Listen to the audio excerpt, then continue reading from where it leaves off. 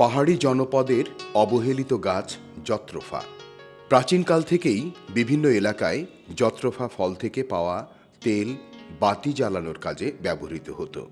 বাংলাদেশ কৃষি বিশ্ববিদ্যালয়ের একদল গবেষক সম্প্রতি এই গাছের ফল থেকে বায়োডিজেল তৈরিতে উদ্যোগী হয়েছেন।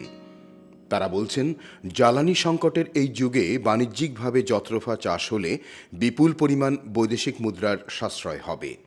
পাশাপাশি দেশের জ্বালানির চাহিদার 20 ভাগ মেটাবে জত্রফা ফল থেকে পাওয়া বায়োডিজেল। পাহাড়গুলোকে যদি আমরা এই চাষাবাদের আওতায় আনতে পারি তাহলে এটা দুইটা বেনিফিট হবে। এক, ডিফরেস্টেশন চেক করা যাবে।